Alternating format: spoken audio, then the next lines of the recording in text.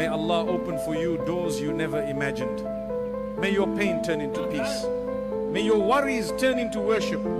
I ask Allah to bless your time, your health, your family, and your iman. Oh, most merciful.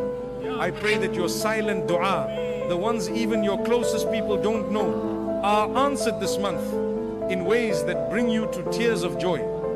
May your heart heals and your soul finds peace. If you're struggling, may ease fall upon you like rain.